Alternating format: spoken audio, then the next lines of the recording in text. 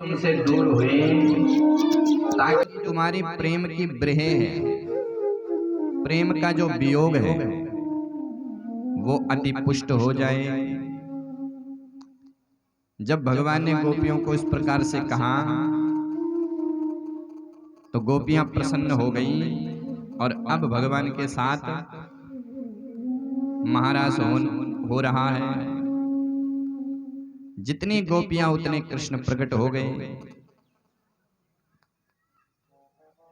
सुखदेव जी कहते परीक्षित, भगवान उन गोपियों के साथ ऐसे नृत्य विहार कर रहे हैं जैसे शीश महल में अपने को ही देख करके कोई व्यक्ति नृत्य करता है। हजारों गोपियां, जितनी गोपियां हैं उतने कृष्ण प्रकट हो गए।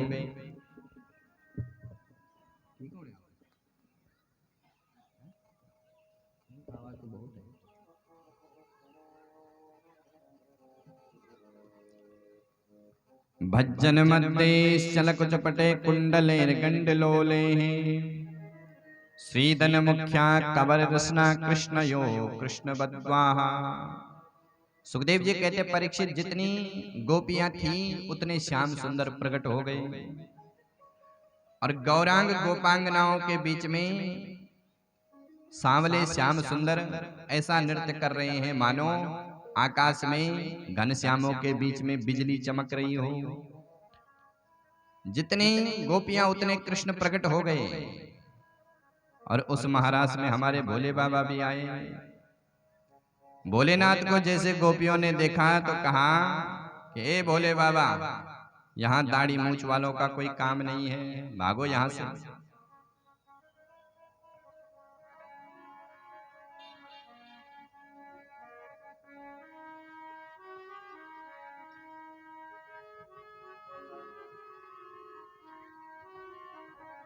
भोले बाबा भी आए। भोले बाबा को गोपियों ने कहा कि बाबा यहाँ तो सब स्त्री हैं, दाढ़ी मूंछ वालों का कोई काम नहीं है। तो भोले बाबा ने कहा देवियों एक मौका हमको भी दे दो, हम भी बढ़िया ठुमका लगा लेते हैं।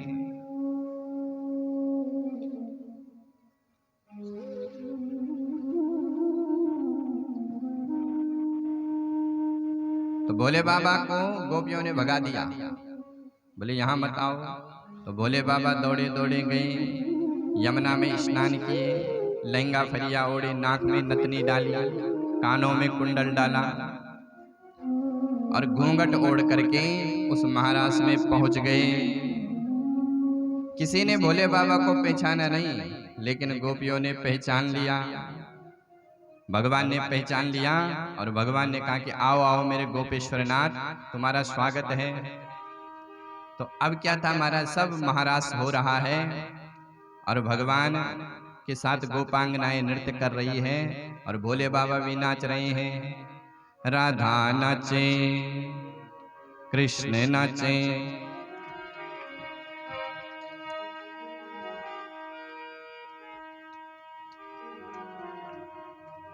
राधा नाचे, राधा नाचे, कृष्ण नाचे, नाचे गोपी संग। अरे मन मेरो बन गयो सखी रे पावन वृंदावन। अरे रे रे मन मेरो बन गयो सखी रे पावन वृंदावन। राधा नाचे, कृष्ण नाचे, नाचे गोपी संग। राधा नाचे, कृष्ण नाचे नाचे गोपी संग। अच्छा, भगवान के साथ गोपांगनाएं नृत्य कर रही है, महारास हो रहा है। तो एक बार हम सब भगवान के साथ नृत्य करें, जिसका मन हो वो उठ सकता है। राधा नाचे, कृष्ण नाचे, राधा नाचे, कृष्ण नाचे, नाचे गोपी संग, नाचे गोपी संग। अरे मन मेरो बन गयो सखी रे पावन वृंदावन। अरे रे रे मन मेरो बन गयो सखी रे पावन वृंदावन। रास रचो है, रास रचो है, राधा के संग कान्हा रास रचो है, रास रचो है, रास रचो है, राधा के संग कान्हा रास रचो है।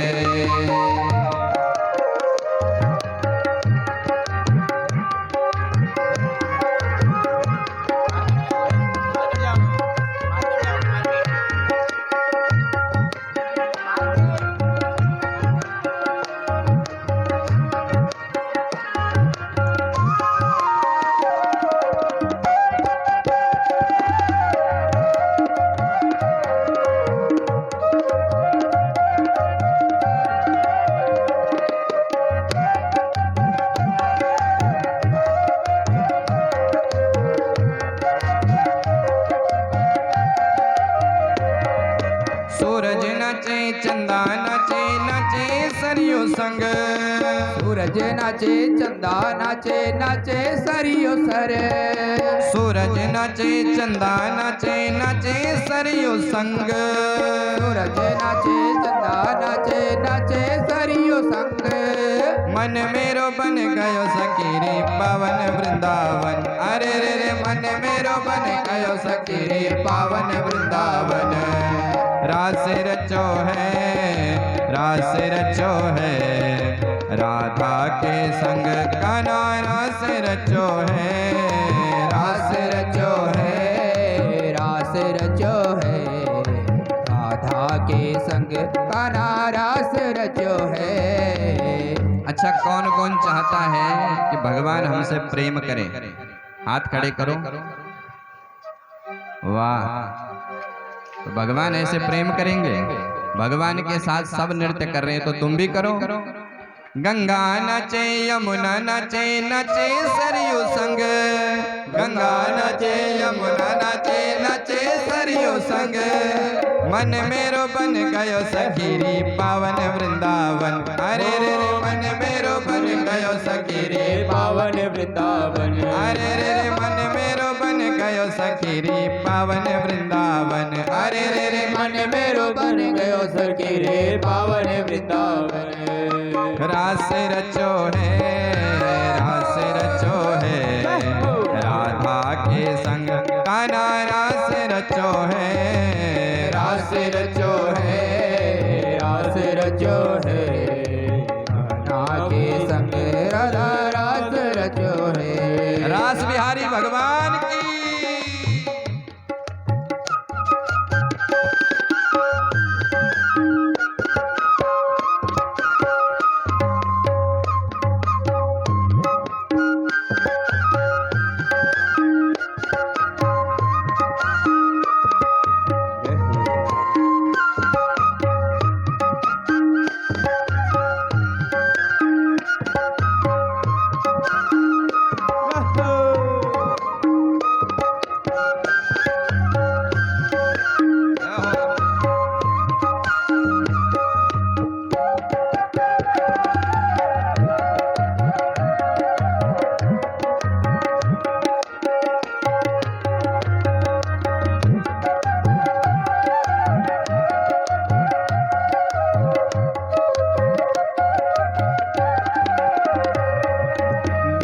नाचे ऋषमुनि नाचे नाचे देवगण। गंधर्व नाचे ऋषमुनि नाचे नाचे देवगण। गंधर्व नाचे राधे राधे ऋषमुनि नाचे राधे राधे। गंधर्व नाचे राधे राधे ऋषमुनि नाचे राधे राधे। गंधर्व नाचे ऋषमुनि नाचे नाचे देवगण। गंधर्व नाचे ऋषमुनि नाचे नाचे देवगण। अरे मन मेरो बन गयो सखी रे पावन वृंदावन। अरे रे रे मन मेरो बन गयो सखी रे पावन वृंदावन। अरे रे रे मन मेरो बन गयो सखी रे पावन वृंदावन। अरे रे मन मेरो बन गयो सखी रे पावन वृंदावन। रास रचो है रास रचो है मोहन के संग राधा रास रचो है। रास रचो है रास रचो है राधा के संग कान्हा रास रचो है।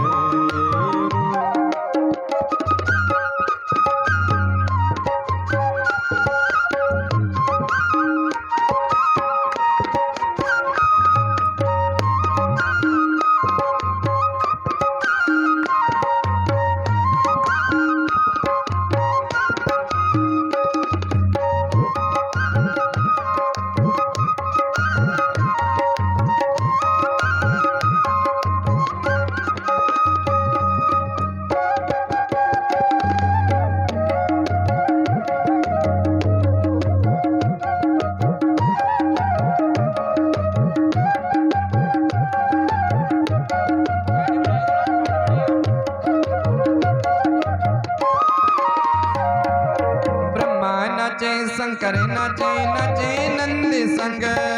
ब्रह्मा नाचे शंकर नाचे नाचे नंदी संग। ओ ब्रह्मा नाचे शंकर नाचे नाचे नंदी संग। ओ ब्रह्मा नाचे शंकर नाचे नाचे नंदी संग। अरे मन मेरो बन गयो सखी रे पावन वृंदावन। अरे रे मन मेरो बन गयो सखी रे पावन वृंदावन। रास रचो है रास रचो है राधा के संग कान्हा रास रचो है रास रचो है रास रचो है राधा के संग कान्हा रास रचो है रास रचो है रास रचो है राधा के संग कान्हा रास रचो है रास रचो है रास रचो है राधा के संग कान्हा रास रचो है रास रचो है रास रचो है राधा के संग कान्हा रास रचो है रास रचो है रास रचो है राधा के संग कान्हा रास रचो है रास रचो है रास रचो है राधा के संग कान्हा रास रचो है। बोलिए रास बिहारी भगवान की जय। कृष्ण कन्हैया लाल की जय जय श्री राधे। तो इस प्रकार से भगवान ने महारास गोपियों के साथ किया, गोपियों को अपनाया। सुखदेव जी कहते परीक्षित, एक दिन भगवान माँ भगवती जगदम्बा के जागरण के लिए अंबिका वन में गए। पूरी रात जागरण किया। प्रातः काल नंद बाबा हारे थके एक पेड़ के वृक्ष के नीचे विश्राम कर रहे थे। उसी समय नंद बाबा को एक अजगर ने पकड़ लिया और जैसे अजगर ने पकड़ा तो सारे ब्रजवासी कन्हैया के पास गए कि कन्हैया तेरे बाबा को अजगर ने पकड़ लिया। भगवान ने उसका स्पर्श किया अजगर का और उससे एक गंधर्व प्रकट हुआ। उस गंधर्व ने भगवान की बड़ी दिव्य स्तुति करी। भगवान ने कहा कि भैया तू कौन है?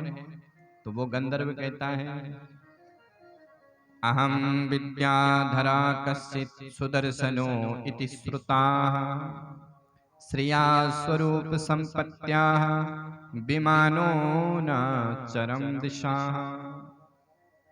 महाराज मैं विद्याधर नाम का गंधर्व हूँ। भगवान ने कहा सर्प क्यों बना? बोले महाराज मैं संतों का अपमान करता था। एक बार एक संत 3 जगह से टेढ़े थे तो मैंने उनका अपमान किया। वो मटक मटक करके चल रहे थे। मैंने कहा महाराज जी आपकी चाल तो बहुत अच्छी है। तो संत ने मेरे को श्राप दे दिया कि मूर्ख तू मेरी इस आकृति पर हंसता है, मैं तेरे को श्राप देता हूं कि तू सर्प बन जा। पर महाराज आज मुझे उस संत के एक श्राप ने परमात्मा से मिलवा दिया। संत का श्राप भी भगवान की प्राप्ति करता है। आशीर्वाद तो करता ही है, श्राप भी करता है।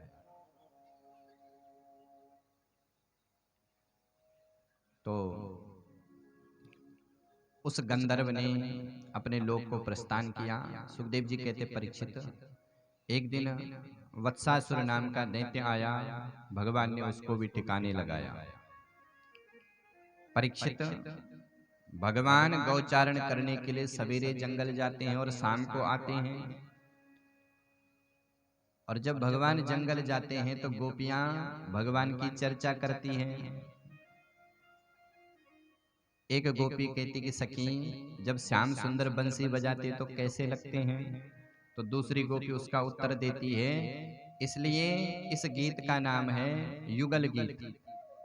इसमें 2-2 गोपियों का संवाद है। एक पूछती है, दूसरा उसका उत्तर देती है। गोपियां कहती हैं वाम बाहु कृत वाम कपोलो वलगित भ्रूर दरार्पित वेणुं कोमलांगुल विराश्रित मार्गम गोप्य ईरयत यत्र मुकुंदा व्योमयान वनिता सह सिद्धैर्विस्मितास्तु पदार्य सलज्जा काम मार्गण समर्पित चित्ता कस्मलं ययुरपस्मृत निव्या।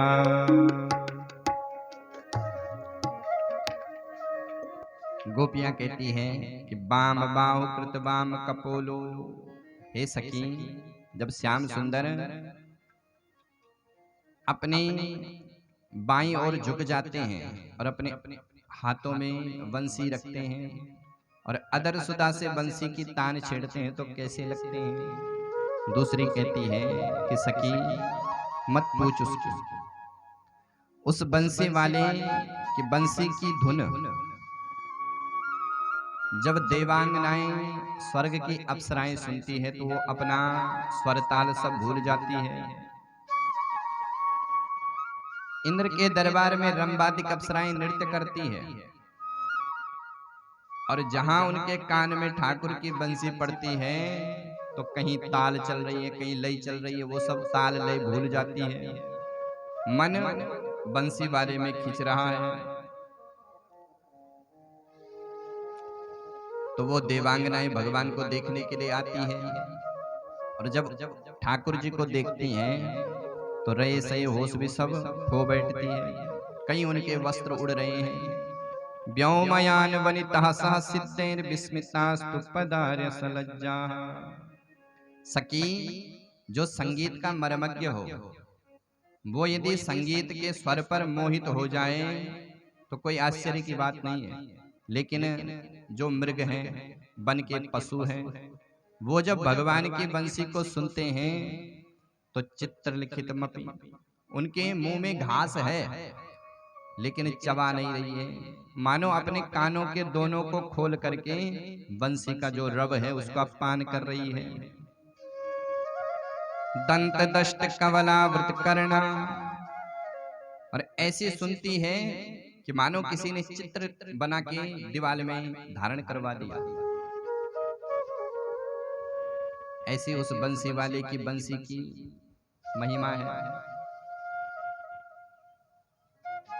देवता लोग प्रकट होते हैं और आपस में चर्चा करते कि भैया कौन सा राग चल रहा है, यमन चल रहा है कि भैरवी चल रहा है, मालकोश चल रहा है कि चंद्रकोश चल रहा है।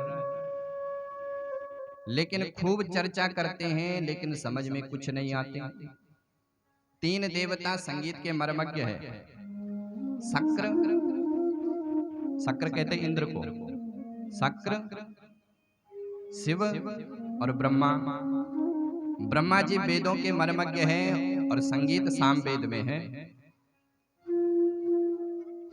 भगवान भोलेनाथ भी संगीत के जानकार है, क्योंकि भोलेनाथ के डमरू से ही सारे संगीत के स्वर निकलते हैं और इंद्र के दरबार में नृत्य चलता रहता है, इसलिए उनको भी संगीत का ज्ञान है। लेकिन तीनों देवता आपस में चर्चा करते कि भैया कौन सा राग चल रहा है, और उनको कुछ समझ में नहीं आता है। क्यों? बोले ये तीन देवता एक ब्रह्मांड के विशेषज्ञ हैं, एक ब्रह्मांड के संगीतज्ञ हैं, लेकिन कन्हैया तो अनंत ब्रह्मांड के संगीत को जानने वाले हैं। संगीत के अलग अलग भेद होते हैं। उत्तर भारत का संगीत अलग होता है, दक्षिण भारत का संगीत अलग होता है। रागों के अलग अलग ठाट होते हैं। संगीत परमात्मा की एक ऐसी धरोहर है कि जिससे व्यक्ति परमात्मा को प्राप्त कर लेता है। स्वामी हरिदास जी ने संगीत से ही तो बांके बिहारी को प्रकट किया। जिनका दर्शन आप बांके बिहारी के मंदिर में करते हैं, वो हरिदास जी ने संगीत के स्वरों से भगवान को प्रकट किया। ये संगीत की महिमा है, ये साक्षात सरस्वती है। तो तीनों देवता आपस में विचार करते हैं। अच्छा, मान लो कोई व्यक्ति भारतीय संगीत में पारंगत हो जाए और उसके सामने चीन का संगीत फूंक दे तो उसको क्या पल्ले पड़ेगा? उसको कुछ समझ में नहीं आएगा।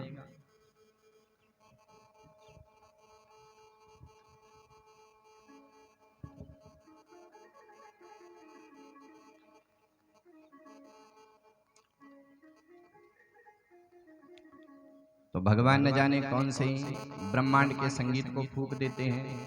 यहाँ पर मोबाइल का वो हो रहा है, थोड़ा आवाज वो ना हो जाए, किसी का फोन आ रहा है। नीचे रखिए बस, ठीक है। तो भगवान की सुंदर बंसी बजती है। अब इधर ठाकुर जी की बंसी तो बजने दो वृंदावन में, अब बेचारे कंस की भी थोड़ा सुन लो, कंस पर क्या बीत रही है। एक दिन कंस के दरबार में नारद जी महाराज आए। नारद जी का कंस ने दिव्य स्वागत किया। कंस कहता है कि गुरुदेव, मेरे जीवन में एक समस्या आई है। नारद जी कहते कि कंस, तू इतना दुखी क्यों है? बोले महाराज, मुझे इस बात का दुख है कि मैं यहाँ से राक्षसों को भेजता हूँ, जाते सब हैं, लेकिन वो कृष्ण बलराम सबको मार देते हैं। अब मेरी ये समझ में नहीं आ रही है कि कृष्ण बलराम है कौन। नारद जी कहते हैं कि कंस तू बड़ा भोला है, ये कृष्ण बलराम कोई और नहीं, यही देवकी के लाल और यही है तेरे काल। गुरुदेव ऐसा कैसे हो गया? मैंने तो देवकी वसुदेव जी को जेल खाने में बांध के रखा था। नारद जी कहते हैं कि कंस तू बड़ा भोला है। अरे वसुदेव जी ने रात्रि में कृष्ण बलराम को गोकुल भेज दिया और तुझे पता ही नहीं लगा। अब तो महाराज कंस को इतना क्रोध आया कि वसुदेव जिघांसया, देवकी वसुदेव जी को मारने के लिए दौड़ा। नारद जी ने रोका, कंस गड़बड़ मत कर। नारद जी कहते हैं कि कंस, यदि तूने देवकी वसुदेव जी को मार दिया तो कृष्ण बलराम फिर तेरी पकड़ में नहीं आएंगे। जब वो बड़े हो जाएंगे तो तेरे को मार देंगे।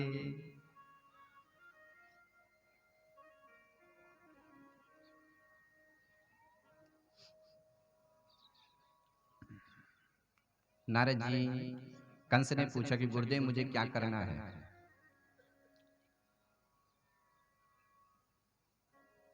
तो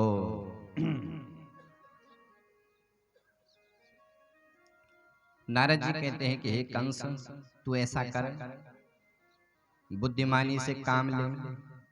बोले गुरुदेव कोई मार्गदर्शन करो। बोले कंस ऐसा करो कि तू अपने इस मथुरा में कोई मेले का आयोजन करवा और मेले के बहाने कृष्ण बलराम को इधर बुला और मिल करके कृष्ण बलराम को मार दे। कंस बड़ा प्रसन्न हुआ कि गुरुदेव, तुमने तो मेरी समस्या का सारा समाधान कर दिया। राधे राधे गोविंद गोविंद राधे, राधे राधे गोविंद गोविंद राधे, गोविंद राधे, गोविंद राधे, गोपाल राधे। कंस कहता है कि गुरुदेव मेरी समस्या का समाधान हो गया, अब किसे भेजूं? गोकुल। तो याद आया अक्रूर जी। अक्रूर जी कृष्ण के चाचा है। तो अक्रूर को कंस ने दरबार में बुलाया। अब जैसे अक्रूर को बुलाया तो अक्रूर जी महाराज डर गए कि दुष्ट ने कभी राम राम कही नहीं, आज दरबार में बुला रहा है। तो अक्रूर जी दरबार में गए। जैसे दरबार में अक्रूर जी महाराज पहुंचे तो कंस ने खड़े होकर के स्वागत किया और गृहीत्वा पाणिना पाणि ततो क्रूरमुवाचः, हाथ से हाथ मिला रहा है। अब तो अक्रूर डर गए कि लगता है कि दुष्ट की तो राम राम भी खतरनाक होती है। दुष्ट का विनम्र होना भी हानिकारक होता है। नवन नीच की अति दुखदाई, जो नीच व्यक्ति होता है उसका झुकना भी खतरनाक होता है। सर्प जब झुकता है तो काटने के लिए झुकता है, धनुष जब झुकता है तो बाण मारने के लिए झुकता है। इसलिए लगता है कि कुछ ना कुछ तो है। अक्रूर जी कहते कि महाराज आज्ञा करो। कंस ने कहा कि अक्रूर, मैंने सुना है कि कृष्ण बलराम बड़े कीर्तिमान साबित हो रहे हैं, तो मैंने विचार किया कि अपने मथुरा में एक बार मल्ल युद्ध का आयोजन हो जाए और उस मल्ल युद्ध में कृष्ण बलराम को बुला लिया जाए और उनका शौर्य बल देखा जाए। अब तो अक्रूर जी सारा षड्यंत्र समझ गए कि इस मूर्ख को पता चल गया कि कृष्ण बलराम ही मेरे काल हैं और अपने काल को ही यहां बुला रहा है।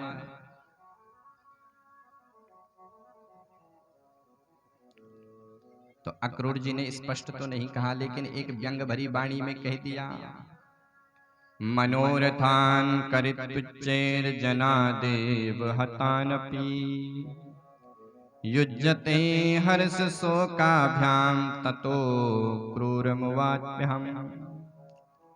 अक्रूर जी कहते कि महाराज जीव मनोरथ बड़े बड़े करता है कि पहले मैं ये करूंगा फिर मैं वो करूंगा, लेकिन होगा क्या वो तो परमात्मा जाने। कंस ने कहा अक्रूर जितना कहा जाए उतना करो। बोले तथाप्याज्ञम करो मिते, मैं आपकी आज्ञा का पालन करूंगा। और अक्रूर जी महाराज को कंस ने एक सोने का रथ दिया, उसमें अक्रूर जी बैठे प्रातः काल ऊषित्वा रथमास्तायो प्रययो नंद गोकुले। प्रातः काल रथ में बैठे और सुखदेव जी कहते परीक्षित सूर्यश्चरत गिरिम नृपा, सूर्य अस्त के समय वृंदावन में पहुंचे। परीक्षित ने कहा गुरुदेव मथुरा से वृंदावन इतना दूर है क्या? सुखदेव जी कहते परीक्षित दूर तो नहीं है। बोले तो शाम कैसे हुई? बोले परीक्षित हुआ ऐसा कि जब अक्रूर जी रथ में बैठे तो रथ कंस के वायु वेग से दौड़ने वाले, अक्रूर जी महाराज रथ में बैठे और चाबुक चलाई, घोड़े तो भाग रहे हैं वायु वेग से और अक्रूर जी की ध्यान की समाधि लग गई। मनी मन में सोच रहे हैं कि आज मैंने कौन सा दिव्य चरित्र सुन लिया जो मुझे भगवान का दर्शन होगा। किम मया चरितम भद्रम किम तप्तम परमम तपाः, आज मैंने कौन सी तपस्या करी जो मुझे आज परमात्मा का दर्शन होगा। अरे मैं तो उस कंस को धन्यवाद दूंगा, मैं तो सोया हुआ था अपने कमरे में, लेकिन कंस ने मेरे को भगवान के पास भेजा। किम मया चरितम भद्रम किम तप्तम परमम तपाः किम वार्तम व्यपदे धत्तम यदा दृक्षामद्य केशवम, आज मुझे भगवान का दर्शन होगा। और रथ भाग रहे हैं वायु वेग से। थोड़ी देर बाद अक्रूर की समाधि खुली तो रथ पहुंच गए महाराज दिल्ली। अब अक्रूर जी को लगा राम राम हम तो बहुत आगे आ गए, तो रथ को फिर मोड़ा पीछे की ओर और जैसे चाबुक मारा घोड़े तो वायु वेग से दौड़ रहे हैं और अक्रूर जी की फिर से समाधि लग रही है। अब ठाकुर जी के एक एक अंग का स्मरण कर रहे हैं। दृक्षामि नूनं सुकपोलनासिकं स्मितावलोकारुणकञ्जलोचनं मुखं मुकुन्दस्य गुडालकावृतं प्रदक्षिणं मे प्रचरन्ति वै मृगाः, प्रदक्षिणं मे प्रचरन्ति वै मृगाः। ठाकुर जी के एक एक अंगों का स्मरण कर रहे हैं। दृक्षामि नूनम, कैसे मेरे ठाकुर जी की नासिका होगी। सुकपोल नासिकम, कैसे मेरे ठाकुर जी के गाल होंगे। कैसे मेरे भगवान के कमल के समान आंखें होगी। बिंबा फल के समान लाल लाल अधरोष्ट होंगे। रसगुल्ले के समान सुंदर सुंदर गाल होंगे। सुंदर सुंदर अलकावली होंगी। मुखम मुकुंदस्य गुडालकावृतं प्रदक्षिणं मे प्रचरन्ति वै मृगाः। एक एक अंगों का स्मरण कर रहे हैं। घोड़े पहुंच गए महाराज आगरा। अब अक्रूर जी ने विचार किया राम राम हम तो बहुत पीछे चले गए। तो सुखदेव जी कहते परीक्षित सावधान होते होते अपने को संभलते संभलते जो है सूर्यश्चरति गिरिम नृपाः, सवेरे के निकले शाम को पहुंचे। कारण यही था शाम के समय कृष्ण बलराम गोह दोहने के लिए जा रहे थे और जैसे कृष्ण बलराम को अक्रूर जी ने देखा तो रथ से कूद पड़े और भगवान के चरणों में लोटपोट हो गए। ददर्श कृष्ण रामं च ब्रजे गोदोहनं गतो पीतनीलाम्बरधरो सरदा अम्बुरुहिक्षणो। भगवान के चरणों में बरबस लौट गए। कन्हैया बार बार छुड़ा रहे हैं लेकिन चरणों को छोड़ते ही नहीं है। कन्हैया कहते हैं कि मेरे चाचा जी आए हैं, मेरे चाचा जी आए हैं। अक्रूर जी को भीतर लेके गए, बढ़िया भोजन कराया, स्नान कराया, आतिथ्य सत्कार हुआ और फिर भगवान अक्रूर जी के चरण दबा रहे हैं, चरणों की सेवा कर रहे हैं। कन्हैया ने पूछा कि चाचा जी मथुरा में सब कुशल से तो हैं? अक्रूर कहते हैं कि कन्हैया मथुरा में कुछ भी कुशल नहीं है। मथुरा में एक बीमारी ने जन्म लिया जिसका नाम है कैंसर। कंस रूपी कैंसर यदुवंशियों पर ऐसा लग गया कि अब वो ठीक होने के नाम नहीं ले रहा है। इसलिए प्रभु ऑपरेशन करने के लिए आपके पास आया हूं, आप चलो और कंस का ऑपरेशन करो। पूरी बात बता दी, भगवान भी समझ गए। भगवान ने कहा कि चाचा जी अगर ऐसी बात है तो हम अवश्य मथुरा चलेंगे, पर ये बात बाबा को मत बताना, नंद बाबा को। ठीक है लाला।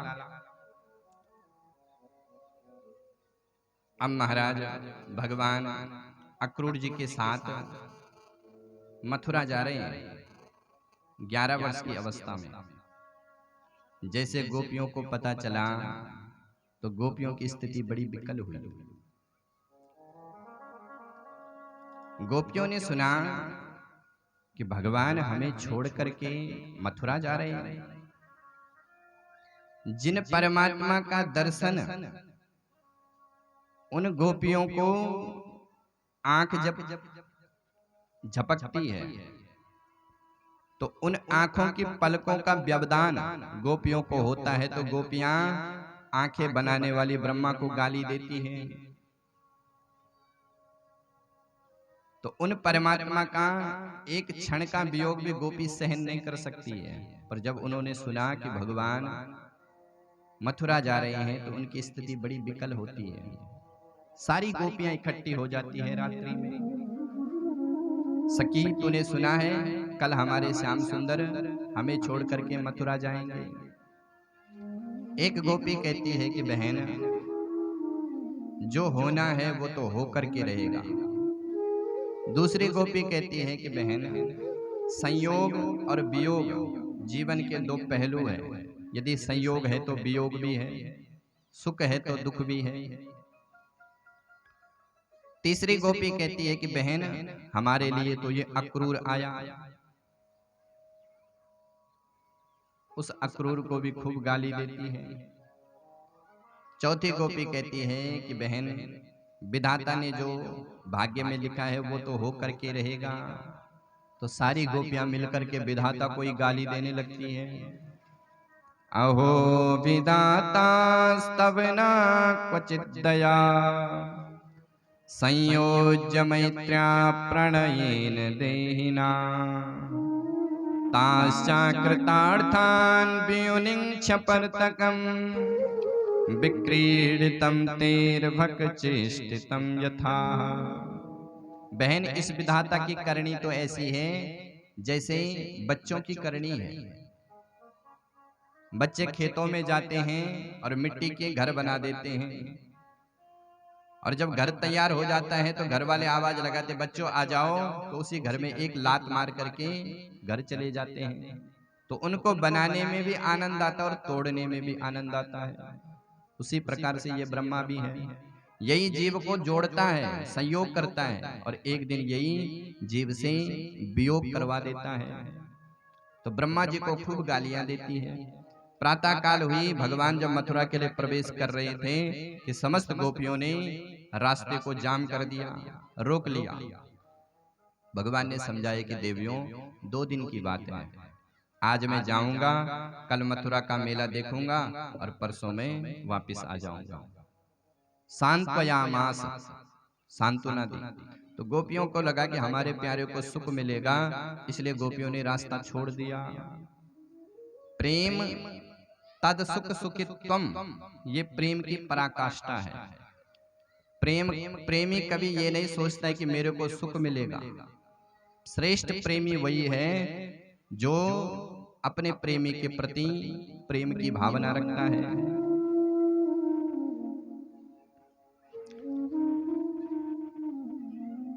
तद सुख सुखित्वम, ये श्रेष्ठ प्रेम है। प्रेमी कभी अपने प्रेमी के प्रति सुख की कामना नहीं करता है कि मेरा प्रेमी मेरे को सुख दे, बल्कि प्रेमी वही श्रेष्ठ है जो अपने प्रेमी को अपना सुख दे दे और उसके सुख में सुखी हो जाए। तो गोपियों को लगा कि हमारे प्यारे को सुख मिलेगा, वो मथुरा जाएंगे, मथुरा में उनका दर्शन सब करेंगे। तो गोपियों ने रास्ता छोड़ दिया।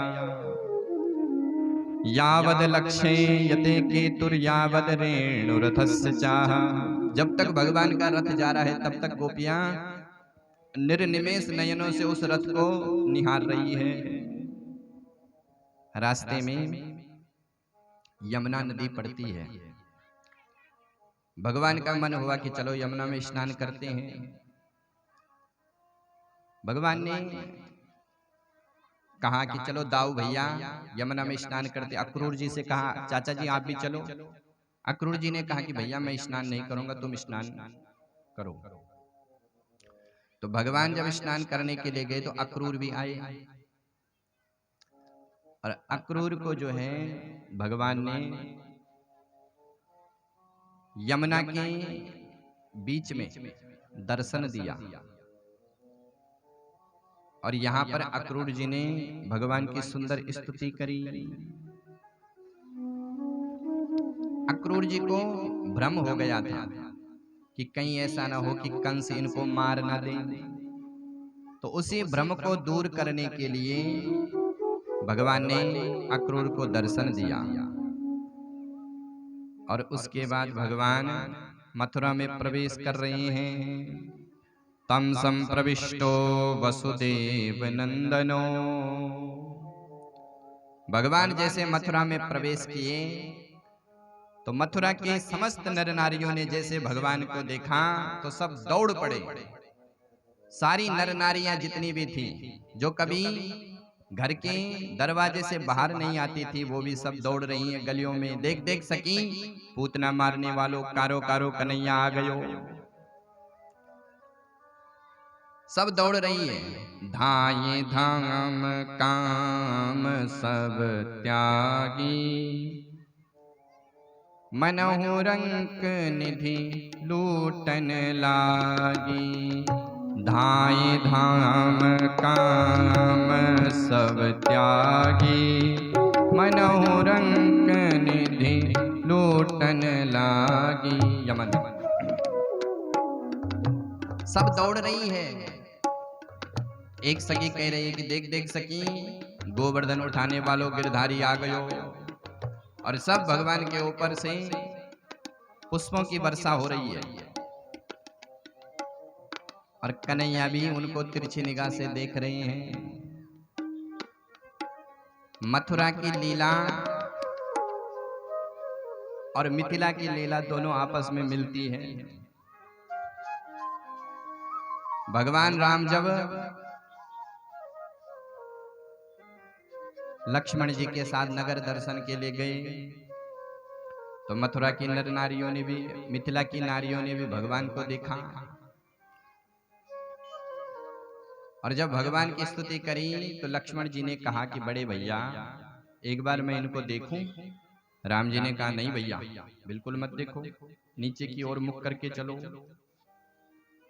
तो मिथिला के राम बड़े शर्मीले, बड़े लजीले, और मथुरा के श्याम बड़े छैल छबीले, बड़े नटखट।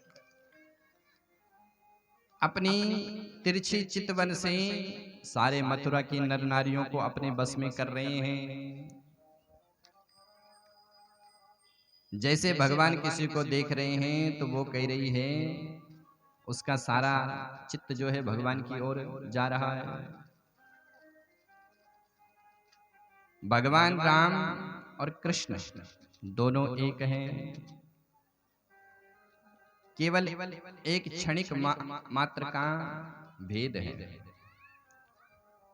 राम कृष्ण दो एक है, अंतर नहीं निमेष, एक के नयन गंभीर है, एक के चपल विशेष। भगवान राम के नयन बड़े गंभीर हैं, लेकिन कन्हैया की ऐसी दृष्टि है कि सबको अपनी तिरछी निगाह से अपने बस में कर लेते हैं। मथुरा की नर नारी भगवान का खूब दिव्य स्वागत कर रही है और खूब फूलों की बरसात हो रही है। भगवान के साथ ग्वाल बाल भी आए थे।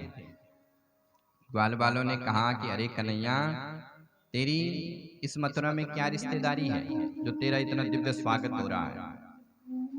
भगवान ने कहा, अरे ग्वाल बालों, तुमको पता नहीं है, यहाँ के जो महाराज है वो मेरे सगे मामा है, इसलिए मामा के यहाँ आए तो स्वागत तो होगा ही। ग्वाल बाल कहते हैं कि अरे कन्हैया, तूने पहले नहीं बताई, अगर पहले बताता तो हम भी बढ़िया अपने लिए बगलबंदी सिलवाते, बढ़िया कपड़ा पहन के आते। अब हमें क्या पता था कि इतनी ठंड है। तो ग्वाल बालों ने कहा कि कन्हैया, तूने पहले नहीं बताई, हम भी बढ़िया कपड़े पहन के आते। कन्हैया कहते हैं कि अरे ग्वाल बालों, चिंता काहे को करते हो, ये अपने मामा जी का घर है, यहाँ सब व्यवस्था हो जाएगी। बोले ठीक है लाला, व्यवस्था कर। तो भगवान थोड़ा आगे बढ़े, सामने से आ रहा था कंस का धोबी, चांदी का डंडा हाथ में लिए अकड़ के चल रहा था। स्वामी से ज्यादा सेवक की अकड़ होती है, मालिक से ज्यादा अकड़ नौकर की होती है महाराज। चांदी का डंडा हाथ में लिए हुए चल रहा है। भगवान सामने गए, मामा जी राम राम। धोबी ने कहा, भैया राम राम कैसे बोला। कन्हैया कहते हैं कि भैया, यहाँ के जो मामा, यहाँ के जो महाराज है वो मेरे मामा है, और मामा के गांव के सब मामा होते हैं, इसलिए इसी नाते तुमको भी मामा बोला। धोबी कहता, अच्छा मैं समझ गया कि तुम ही कृष्ण बलराम हो। बोले हाँ महाराज, तुमने पहचान लिया। बोले मैंने पहचान लिया, और मुझे पता है कि कंस ने तुम्हें क्यों बुलाया है। कन्हैया कहती, अच्छा पता है तो बहुत अच्छी बात है, जरा दो चार कपड़े हमको दे दो, हमारे ग्वाल बाल पहन लेंगे। अब तो धोबी का माथा घूम गया। बोले तुम जंगलों में गाय चराने वाले ग्वारी और महाराज के वस्त्र पहनोगे। जैसे गाली दी तो भगवान को क्रोध आया, और भगवान ने एक थप्पड़ मारी, और रजकस्य कराग्रेणा शिला कायाद पातयत, उस रजक का, धोबी का सिर दूर जाकर के गिरा। भगवान ने कहा, ग्वाल बालों छांट लो अपनी पसंद के कपड़े। ग्वाल बालों ने बढ़िया वस्त्र पहने, और ऐसे जब महाराज के वस्त्र पहने तो ऐसे लग रहे थे महाराज जैसे हैंगर से टांगे होंगे। अब कहाँ तो महाराज कंस और कहाँ छोटे छोटे ग्वाले। और जब चलने लगे तो सड़क भी साथ में साफ हो रही है वस्त्रों से। दर्जी ने दूर से देखा कि भैया ये न जाने कौन सा फैशन आया। तो दर्जी ने भगवान से हाथ जोड़ा कि प्रभु मैं इन कपड़ों को ठीक कर दूं, इनकी फिटिंग कर दूं। भगवान ने कहा भैया बड़ी कृपा कर दें। तो दर्जी ने जो है उन वस्त्रों को फिट कर दिया। भगवान ने दर्जी को खूब आशीर्वाद दिया कि भैया तुम खूब फलो फूलो। तो आप जान रहे हो कि दर्जी कितने फल फूल रहे हैं। 200 का कपड़ा और 400 की सिलाई, खूब फल फूल रहे हैं दर्जी। भगवान ने कहा ग्वाल बालों अब तो ठीक है, वस्त्र भी फिटिंग हो गए। ग्वाल बाल कहते कि कन्हैया हम ब्रजवासी हैं, और ब्रजवासी के गले में जब तक सुंदर एक माला ना पड़ जाए फूलों की तब तक आनंद नहीं आता है। ब्रजवासी क्या करते हैं, बिहारी जी में जाएंगे, भगवान बिहारी जी को माला दिखाएंगे और अपने गले में डाल देंगे और खूब घूमेंगे। तो भगवान ने कहा भैया चिंता मत करो, माला की भी व्यवस्था हो जाएगी, बहुत फूल लगे हैं। तो भगवान पहुंच गए। तथा सुदामनो भवनम मालाकारस्य जगमतु। मथुरा में एक सुदामा नाम का माली रहता था।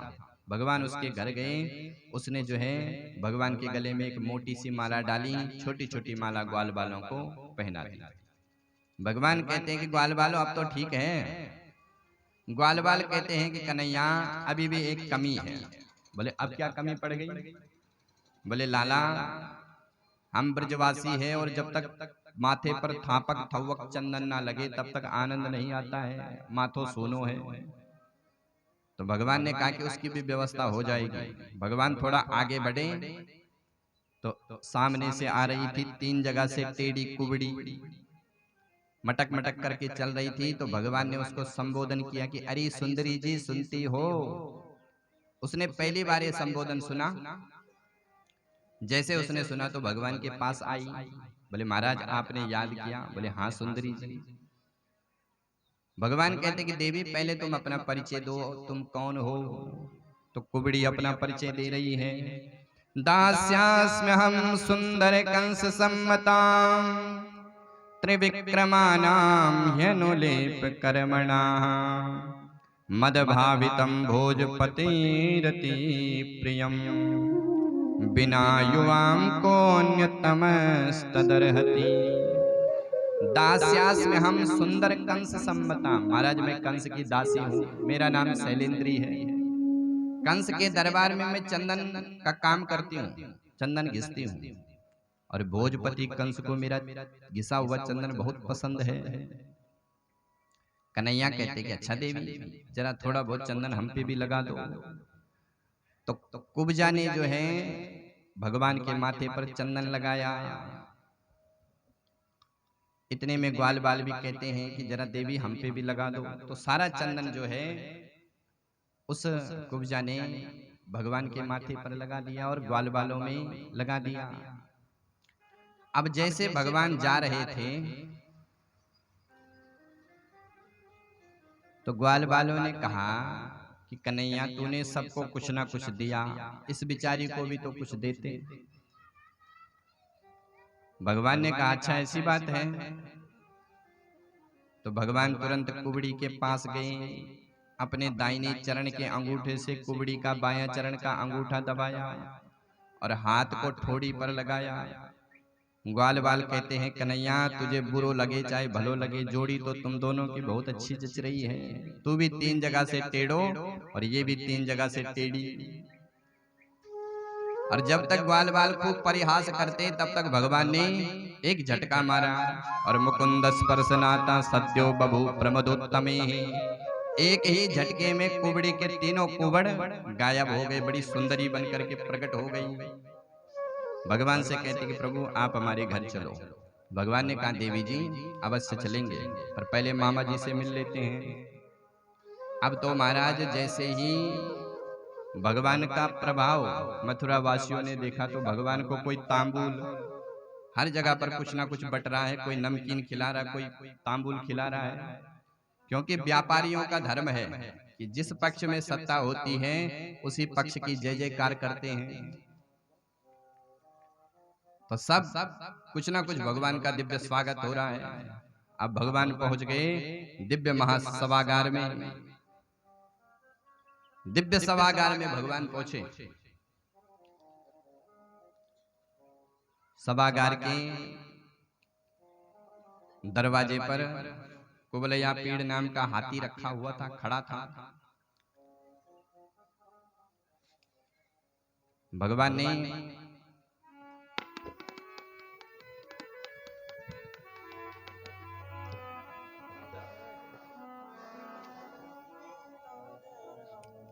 ने महावत से कहा कि महावत हाथी हटाओ, लेकिन महावत हाथी हटाता ही नहीं है। भगवान ने कहा कि महावत हाथी हटाओ नहीं तो ऐसा दंड दूंगा कि जो दंड यमराज पापियों को देते हैं।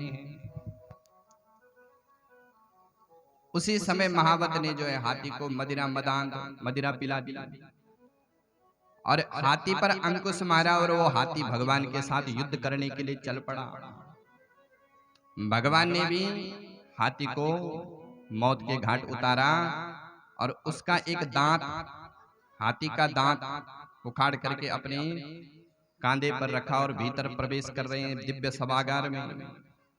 बड़े बड़े देश देश के भूपति नाना बड़े बड़े राजा आए हैं, और जैसे उन राजाओं ने भगवान को आते देखा तो भावना अनुसार सब भिन्न भिन्न भगवान के दर्शन कर रहे हैं। मल्लानां सनिर्निनाम नरवरा स्मरो मूर्तिमान गोपानां स्वजनो सतां क्षितिभुजा शास्त्रस्वपित्रोशिशो मृत्युर्भोजपतेर्विराड विदुषं तत्त्वं परं योगिनां वृष्णीनां परदेवतेति विदितो रंगं गता साग्रजा। बड़े बड़े जो मल्ल युद्ध करने वाले थे पहलवानों ने भगवान को देखा तो उनको साक्षात वज्र का दर्शन हुआ। मल्लानाम सनिर्निनाम नरवरा, स्त्रियों ने जब भगवान को देखा तो उनको साक्षात कामदेव का दर्शन हुआ। जो संत आए थे उन्होंने जब भगवान को देखा तो उनको साक्षात परब्रह्म की अनुभूति हुई, तत्व की अनुभूति हुई। माने भावना अनुसार सबने भगवान का भिन्न भिन्न दर्शन किया। जिनकी रही ये भावना जैसी, जिनकी रही ये भावना जैसी, जिनकी रही ये भावना जैसी, जिनकी रही ये भावना जैसी, प्रभु मूरत दिन देखई तैसी, प्रभु मूरत दिन देखई तैसी, जिनकी रही ये भावना जैसी, जिनकी रही ये भावना जैसी। महान रणधारियों ने जो भगवान को देखा तो उनको साक्षात वीर रस दिखाई दिया। देखई रूप महारण धीरा, देखई रूप महारण धीरा, मनहु वीर रस धरे शरीरा, मनहु वीर रस धरे शरीरा, विदुषन प्रभु विराट मई देखा, विदुषन प्रभु विराट मई देखा, बहुमुख कर पगलो चन सीसा, बहुमुख कर पगलो चन सीसा। जो बड़े बड़े विद्वान बैठे थे उन्होंने जब भगवान का दर्शन किया तो उनको विराट पुरुष का दर्शन हुआ। देवकी वसुदेव जी ने जब भगवान को देखा तो उनको वात्सल्य रस की अनुभूति हुई। सबको भगवान अपने अनुसार दिख रहे हैं, भावना के अनुसार, जैसे जिसकी भावना है। इसी सभागार में चाणूर नाम का दैत्य खड़ा हो गया। एक कृष्ण, तेरा बहुत नाम सुना है, चल मेरे साथ युद्ध कर।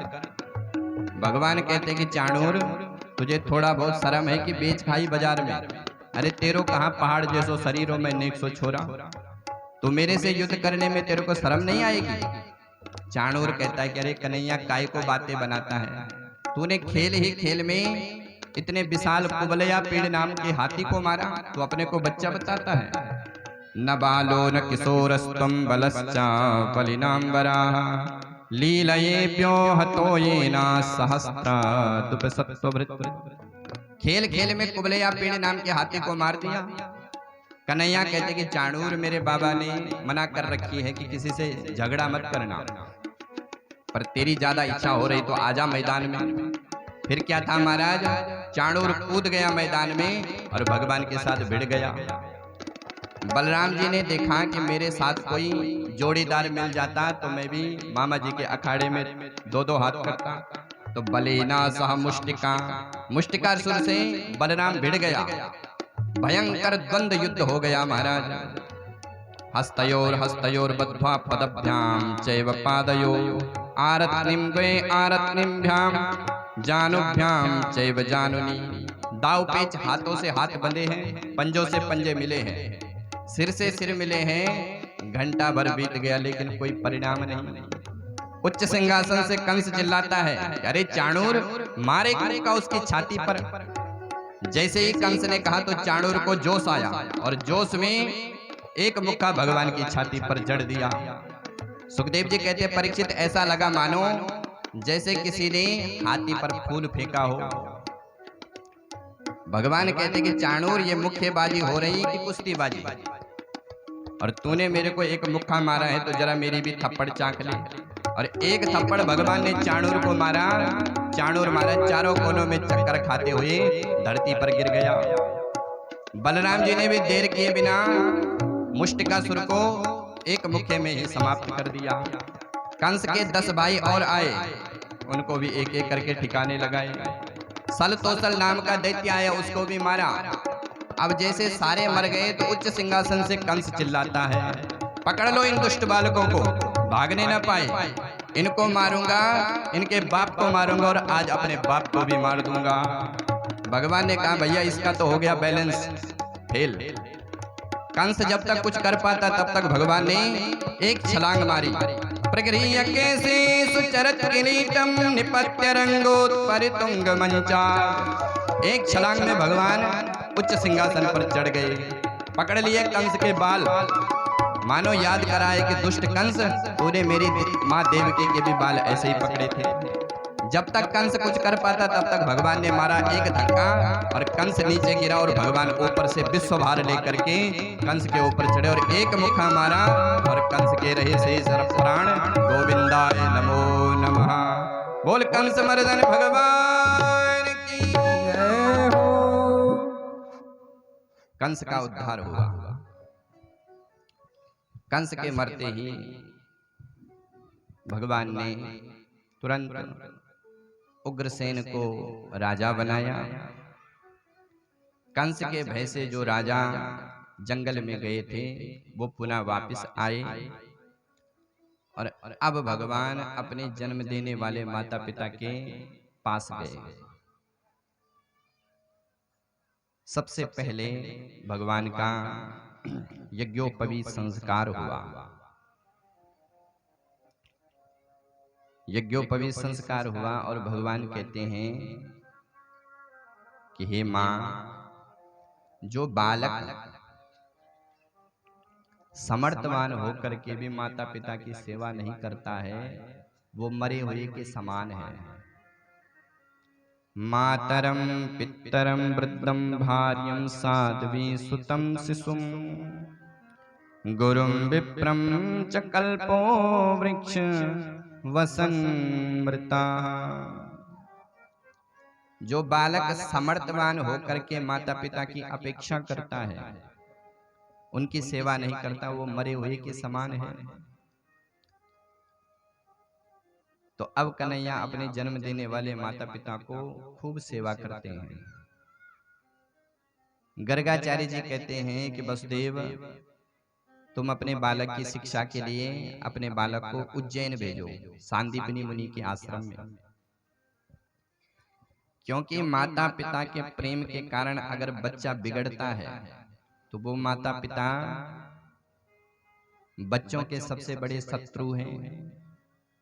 माता शत्रु पिता वैरी येन बालो न पाठिता हंस मध्य न सोवते सभा मध्य हंस मध्य बको यथा।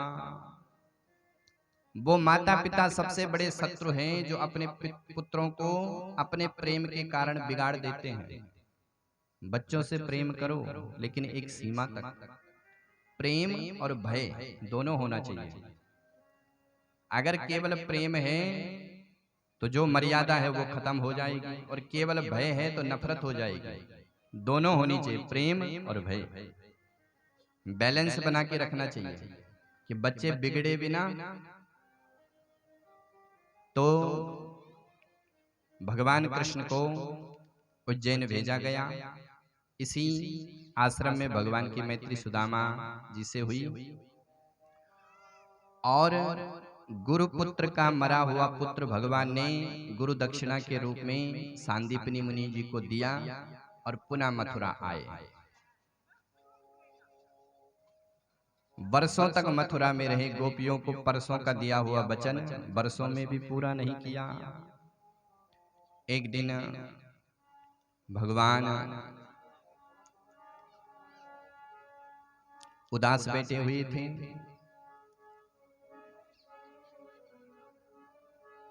उद्धव जी ने भगवान को देख लिया। उद्धव जी भगवान के मित्र हैं। तो उद्धव जी ने जब भगवान को देखा तो उद्धव जी कहते कि प्रभु आप इतने उदास क्यों हैं? तो कन्हैया कहते कि हे उद्धव, मुझे ब्रज की बहुत याद आती है। भगवान कहते हैं उद्धव मोहि ब्रज बिसरत नाई। उद्धव मोहि ब्रज बिसरत नाई।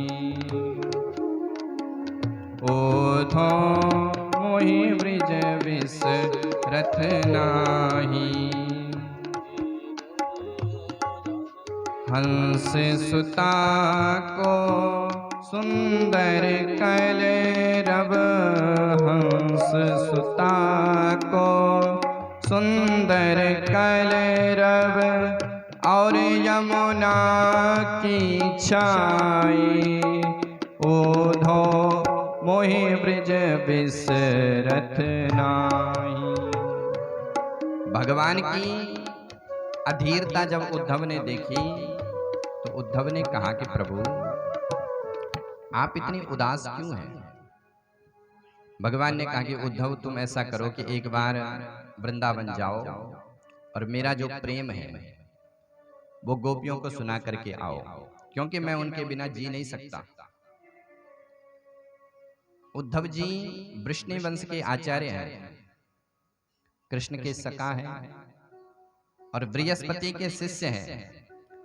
वृष्णीनां प्रवरो मंत्री कृष्णस्यादयिता सखा। शिष्यो बृहस्पति साक्षात उद्धवा बुद्धिसत्तमा।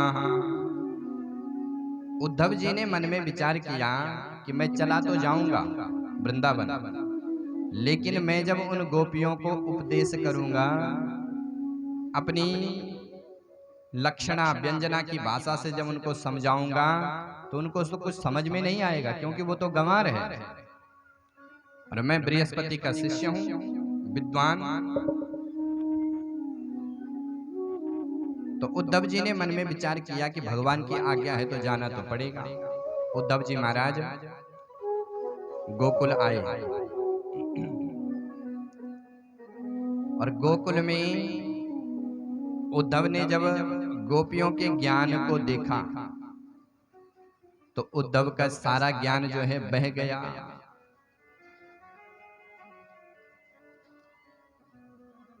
गोपियों ने भ्रमर गीत के माध्यम से उद्धव को दिव्य ज्ञान दिया।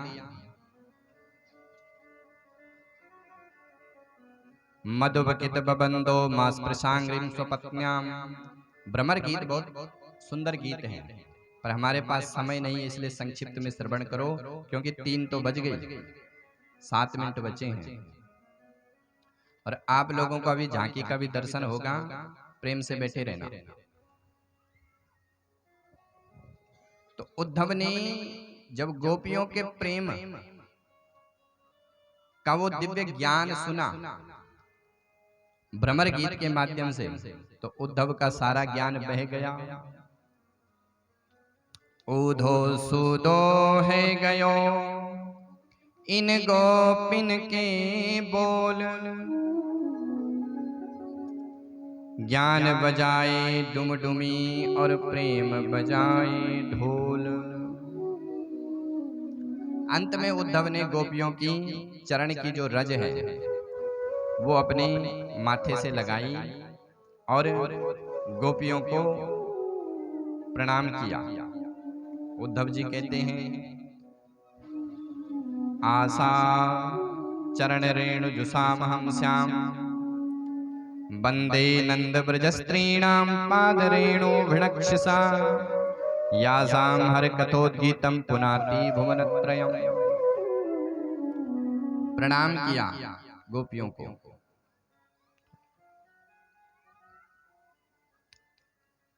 गोपियों की रज की धूल उद्धव ने माथे पर धारण करी और पुनः 6 महीने के बाद उद्धव मथुरा आए। भगवान ने कहा, उद्धव तुम तो 2 दिन के लिए गए थे, ऐसा कौन सा ज्ञान दिया कि 6 महीने बीत गए। उद्धव कहते हैं कि हे प्रभु, आप बड़े छलिया हो, आपने उन गोपियों को भी छला है। जिस भी गोपी का वर्णन उद्धव करते हैं तो आंखों में आंसू आने लगते हैं। भगवान ने कहा कि उद्धव, मैंने तुमको इसीलिए ब्रज में भेजा था कि तुम ज्ञानी तो थे, लेकिन ज्ञानी के साथ साथ तुम प्रेमी नहीं थे, क्योंकि ज्ञान तब तक अधूरा है जब तक जीवन में प्रेम नहीं है, तब तक व्यक्ति शुष्क है। इसलिए उद्धव, तुम मेरे अच्छे मित्र हो, ज्ञानी थे लेकिन प्रेमी नहीं थे, पर अब गोपियों ने तुमको प्रेम का पाठ पढ़ा दिया है। सुखदेव जी कहते हैं, परीक्षित, एक दिन भगवान ने कुब्जा पर भी कृपा करी और फिर भगवान मथुरा में वास कर रहे हैं।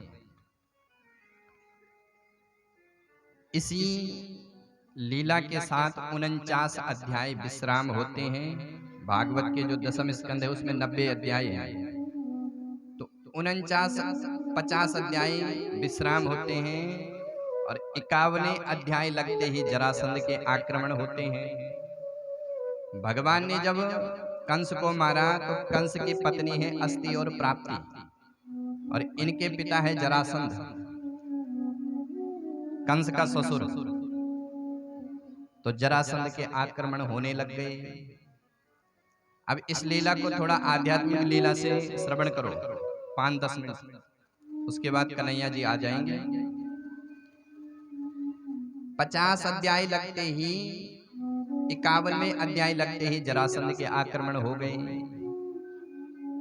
तो ये शरीर भी एक पुरी है।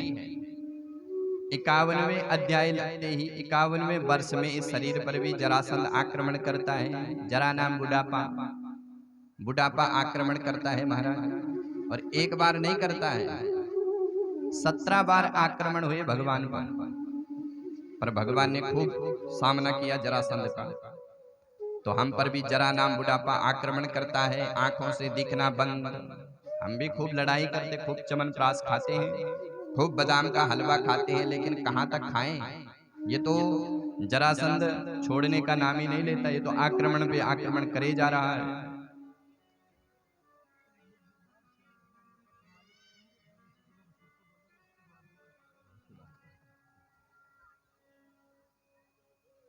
श्री तो महाराज, जरासंध ने 17 बार आक्रमण किया। हम पर भी होता है बुढ़ापे का आक्रमण, पर 17 बार तो भगवान ने सामना किया। 18वें बार भगवान ने मथुरा को छोड़ करके द्वारिकापुरी का निर्माण किया। उसी प्रकार से हम भी खूब सामना करते हैं बुढ़ापे का, लेकिन बुढ़ापा जब छोड़ता नहीं है तो अंत में हमको इस पुरी को छोड़ करके दूसरी पुरी में जाना पड़ता है। भगवान ने भी मथुरा को छोड़ा और द्वारिकापुरी का निर्माण किया, और द्वारिका में भगवान का प्रथम विवाह भीष्मक नंदिनी रुक्मिणी जी के साथ संपन्न हुआ। परीक्षित ने प्रश्न कर दिया, गुरुदेव 1 मिनट, मैं पूछना चाहता हूँ, मैंने सुना है कि भगवान का विवाह रुक्मिणी जी के साथ राक्षस विधि से कैसे हुआ।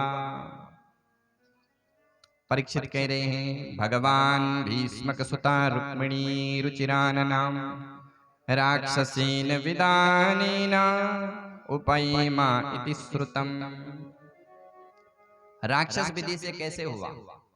4 प्रकार के विवाह होते हैं, ब्राह्म्य विवाह, गंधर्व विवाह, राक्षस विवाह और पिशाच विवाह। ब्राह्म्य विवाह वो होता है कि माता पिता की मंजूरी के अनुसार दोनों में आपस में संबंध जुड़ा और ब्राह्मणों के द्वारा बढ़िया वेदी में फेरी लगवाई और विवाह हो गया। ये होता है ब्राह्म्य विधि। दूसरा होता है गंधर्व विवाह, जिसको कहते हैं प्रेम विवाह, लव मैरिज। तीसरा होता है राक्षस विवाह, कि घर वालों ने रिश्ता कर रखा कहीं और और विवाह हो गया किसी और के साथ, ये होता है राक्षस विवाह। और एक होता है पिशाच विवाह, जो पुराने जमाने में राजाओं में होता था, वो उठा करके ले जाते थे राजकुमारी को। तो भगवान का विवाह राक्षस विधि से कैसे हुआ? तब सुखदेव जी कहते, परीक्षित आपने सही सुना है, भगवान का विवाह राक्षस विधि से ही हुआ। महाराज कैसे हुआ थोड़ा बताओ। तब सुखदेव जी कहते हैं,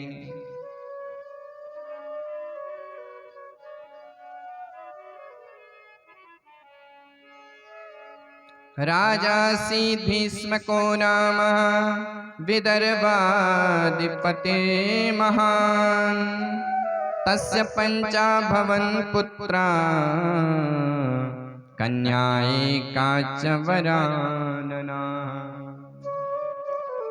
राजासी भीष्म को नामा, कुंडिन प्रदेश के राजा है भीष्मक जी महाराज। इनके 4 पुत्र हैं, रुक्मी, रुक्मबाहु, रुक्ममाली और रुक्मरथ। इन 4 भाइयों की इकलौती बहन है रुक्मिणी। रुक्मिणी को नारदाद ऋषियों ने भगवान के गुण सुना सुना करके भगवान का दीवाना बना दिया, और रुक्मिणी दिन रात भगवान के ही गीत गाती। एक दिन महाराज भीष्मक जी अपने 4 बच्चों से कहते हैं कि बच्चों, ऐसा करते हैं कि अपनी कन्या का विवाह द्वारिकाधीश से करवाते हैं, क्योंकि द्वारिकाधीश चारों तरफ उनकी ख्याति है, उनसे विवाह होगा। तो 3 भाई तो कुछ नहीं बोले, लेकिन रुक्मी बोल पड़ा कि पिताजी, मैं अपनी बहन का विवाह उस भगोड़े से नहीं करूंगा, क्योंकि वो तो भगोड़ा है, रणछोर है, मैं उससे विवाह नहीं करने दूंगा। भीष्मक जी महाराज चुप हो गए, बोले बेटा आप तेरे मन में जो आए तो कर। रुक्मी महाराज सवेरे निकला और शाम को आया, बोले पिताजी परसों बारात आ रही है। बोले क्या मतलब? बोले हाँ पिताजी परसों बारात आ रही है। बोले बेटा मंगनी सगाई वगाई हुई कि नहीं? बोले पिताजी हम सगाई वगाई के चक्कर में नहीं पड़ते, यहाँ तो चट मंगनी पट विवाह होता है। बोले बेटा किससे रिश्ता किया? बोले पिताजी मेरा संबंध ऐसे नहीं जोड़ा, नरेश शिशुपाल के साथ अपनी बहन का रिश्ता पक्का करके आया हूँ। अच्छा बेटा, पर जैसे रुक्मिणी ने सुना, रुक्मिणी महाराज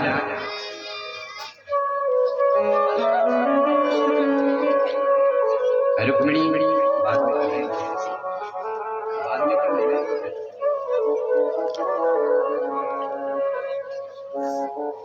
रुक्मिणी ने जैसे सुना कि मेरी परसों बारात आ रही है, तो रुक्मिणी तुरंत रोती रोती अपनी भाभियों के पास गई।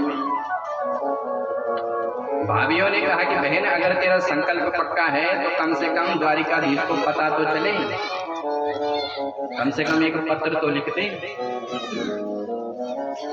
तो रुक्मिणी ने एक सप्तश्लोकी पत्र लिखा, ब्राह्मण को बुलाया और कहा कि हे ब्राह्मण देवता, ये पत्र नहीं, ये मेरे प्राण हैं, इसको द्वारिकाधीश को सुनाओ। तो ब्राह्मण ने पत्र लिया और द्वारिका के दुर्ग में पहुंच गए। भगवान ने ब्राह्मण का खूब दिव्य स्वागत किया और कहा ब्राह्मण देवता कैसे आना होगा। ब्राह्मण कहते हैं कि प्रभु देर मत करो, समय बहुत कम है। बोले क्या बात है? बोले प्रभु आपके लिए एक पत्र आया है, इसको पढ़ लो आप। भगवान कहते हैं कि ब्राह्मण तुम पढ़ो। ब्राह्मण देवता कहते हैं कि सरकार ये आपका प्राइवेट पत्र है, पर्सनल पत्र। तो भगवान कहते हैं कि हे ब्राह्मणों, मैंने कभी भी अपना गुप्त रहस्य ब्राह्मणों से नहीं छुपाया, तुम स्वयं पढ़ो। तो पंडित जी महाराज पत्र पढ़ रहे हैं, रुक्मिणी जी पत्र में लिख रही है, श्रुत्वा गुणान् भुवन सुंदर तृणवतां ते निर्विश्य कर्ण विवरेण हरितोंगतापं रूपं दृशादृशवताम् अखिलार्थलाभं मय्याच्युतां विशति चित्रमपत्रमं मे। श्रुत्वा गुणान्, हे श्याम सुंदर, हे भुवन सुंदर, मैंने कभी आपको देखा नहीं, लेकिन आपकी कथा सुन सुन करके, नारदाद ऋषियों के द्वारा आपके गुण सुन सुन करके मैंने अपने हृदय में आपका एक चित्र बना लिया। प्रभु मैंने आपको ही अपना पति धारण किया है और मेरी परसों बारात आ रही है। सरकार देर मत करना, कहीं ऐसा ना हो कि शेर के भाग को गीदड़ न उठा के ले जाए। अब रुक्मिणी पत्र में प्रश्न भी कर रही है और पत्र में ही उत्तर भी दे रही है। रुक्मिणी कह रही कि सरकार, जब आप आओगे तो मेरे भाई आपका विरोध करेंगे, भयंकर युद्ध होगा, लेकिन सरकार युद्ध मत करना। हमारी कुल की परंपरा है कि जब भी नववधू होती है वो देवी पूजा करने के लिए भगवती के मंदिर में जाती है, तो मैं भी जाऊंगी, वहीं पर तुम आना, वहां पर कोई नहीं होगा, वहीं से मेरे को अपने साथ लेके जाना। पूर्वोधरस्त महिति कुलदेव यात्राम यस्या बहिर्नववधू गिरिजाम पैत्या। भगवान ने भी तुरंत अपने 4 अश्वों को बुलाया, बलाहट सुमित्रो नाम के अश्वों को बुलाया और रथ पर शाम के समय बैठा और कुंडिनपुर की ओर दौड़ लगाई। दाऊ जी ने जाते हुए देख लिया। दाऊ जी ने सेवकों को बुलाया कि भैया ये कन्हैया शाम के समय कहाँ जा रहा है। सेवकों ने कहा सरकार हमें कुछ पता नहीं है, लेकिन इतना पता है कि कुंडिन प्रदेश से एक ब्राह्मण आए और उनके हाथ में एक पत्र था। दाऊ जी कहते कि भैया आगे का कार्यक्रम हम सब जान गए। कुंडिनपुर में कल स्वयंवर है, रुक्मिणी का मंगल है और हमको पत्र नहीं आया, निमंत्रण नहीं आया, तो कन्हैया कुछ ना कुछ वहां गड़बड़ करेगा। तुम ऐसा करो कि बाराती बन करके तैयार हो जाओ और चलो मेरे साथ। इधर महाराज रुक्मिणी की बारात आ गई, ढोल नगाड़े खूब बज रहे हैं। जैसे बारात की आवाज रुक्मिणी ने सुनी तो रुक्मिणी का हृदय विदीर्ण होने लग गया, टूटने लग गया। अब रुक्मिणी का एक एक क्षण युगों के समान बीत रहा है। इतने में ब्राह्मण को आते देखा और आने वाले की चाल से पता चलता है कि काम बना के आ रहा है कि बिगाड़ के। महाराज ब्राह्मण हाथों में खूब डंडा घुमाते हुए, मूंछों पर ताव मारते हुए आ रहा है। रुक्मिणी ने दौड़ करके प्रणाम किया, सरकार क्या संदेश है। ब्राह्मण कहता है कि देवी संदेश तो कुछ नहीं लेके आया। बोले क्या मतलब। बोले उन्हीं को लाया हूं, तुम्हारा इंतजार हो रहा है देवी मंदिर में। अब तो महाराज रुक्मिणी ने 16 श्रृंगार किया। बारात तब तक पूरे गांव में पहुंच गई। उस बारात में जरासंध भी आया था और जरासंध ने भगवान को देख लिया। जरासंध ने शिशुपाल को समझाया कि शिशुपाल सावधान, ये छलिया है, कुछ ना कुछ गड़बड़ करेगा।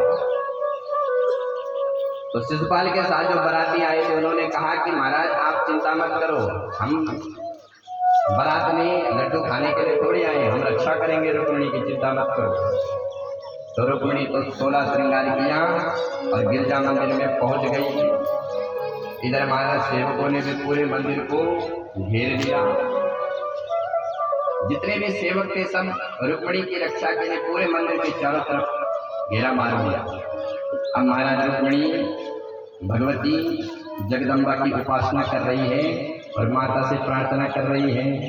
नमस्ते त्वाम्बिके भीक्षणं सुसंतानयुता शिवम् भूयात् पतिर्मे भगवन् कृष्णस्तदनुमोदते।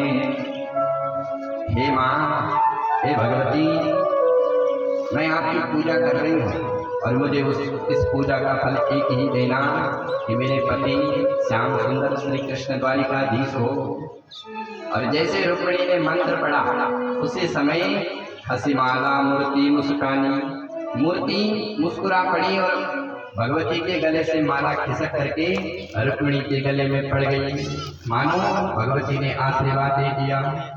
मन जाहि राज्यो मिलऊ सोबरो सहज सुंदर सावरो करुणा निधान सुजान शील स्नेह जानत राम। एहि भांति गौरी असीस सुनि सहित हर्षित अली तुलसी भवानी पूज्य पुनि पुनि मुदित मन मंदिर।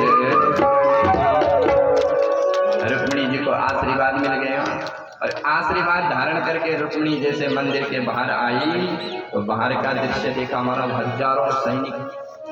रुक्मिणी मनी मन सोच रही है कि मैंने तो पत्र में लिखा था कि वहां पर तो कोई नहीं होगा, यहाँ पर तो हजारों सैनिक हैं। अब मैं अपने श्याम सुंदर को कैसे ढूंढूंगी, लेकिन मन में सोचती है कि मेरे श्याम सुंदर तो सबसे अलग होंगे, मैं उनको ढूंढ लूंगी। तो भगवती रुक्मिणी ने चारों तरफ अपनी दृष्टि डाली। अब जितने भी सैनिक थे वो सब रुक्मिणी के सौंदर्य को देखते हैं और अपने को ही भूल जाते हैं कि हम यहाँ पर क्यों आए हैं। एक सैनिक कहता है कि देख देख कितनी सुंदर चाल है। दूसरा कहता है कि अरे तू चाल देख रहा है, गले का देख कितना सुंदर हार है। तीसरा कहता है कि मूर्ख, तो हार देख रहा है, देख कितने सुंदर दिव्य बाल है, बादलों के समान दिव्य बाल है। रुक्मिणी एक एक नक्शिक चिन्हों का चित्रण सेवक आपस में करते हैं और रुक्मिणी सबके बीच में अपने श्याम सुंदर को ढूंढ रही है। और जिस सेवक पर दृष्टि रुक जाती है वो भी अपने कॉलर खड़े कर देता है कि हम भी किसी से कम नहीं। और जैसे भगवान ने रुक्मिणी को देखा, रुक्मिणी ने भगवान को देखा, तो सबके सामने भगवान आगे बढ़े, रुक्मिणी का हाथ पकड़ लिया। सेवक कह रहे देख देख कितनी सुंदर जोड़ी है। और भगवान ने रुक्मिणी का सबके सामने हाथ पकड़ा और रथ पर बिठा दिया। सेवक कह रहे देखो रथ कितना सुंदर है, सोने का रथ है। दूसरा कहता कह रहे तू रथ देख रहा है, घोड़े देख उच्च श्रवा नाम के समान, घोड़ों को देख।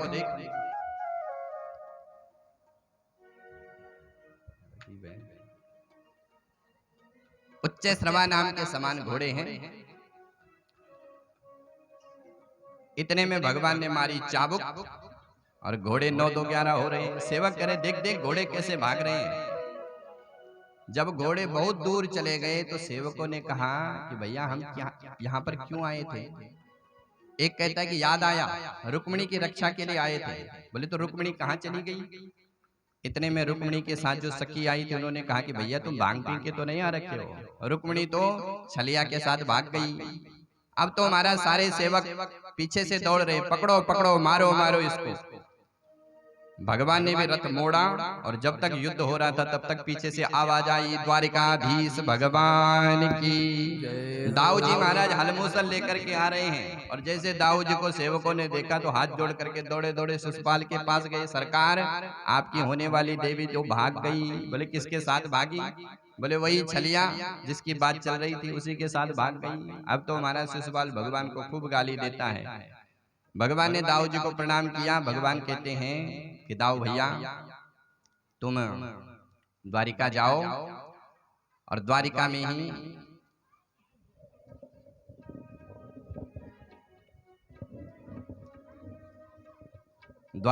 तुमको आशीर्वाद मिलेगा। तो कन्हैया द्वारिका आए। रुक्मिणी जी ने 16 श्रृंगार किया और भगवान का दिव्य विवाह महोत्सव अब हो रहा है और हमारे बीच में झांकी आएगी। दोनों भगवान का रुक्मिणी मंगल यहाँ पर होगा। तो रुक्मिणी जी ने 16 श्रृंगार किया और सुंदर गीत गाए। अच्छा, विवाह से पहले थोड़ा जो नाम की सूची है, दान की सूची, वो हमारे पूज्य राजेंद्र जी आपको सुनाएंगे और उसके बाद धूमधाम से हमने यहाँ पर रुक्मिणी जी का मंगल सुनाना है। पहले एक बार सभी जयकारा लगा। मक्खन जी सुता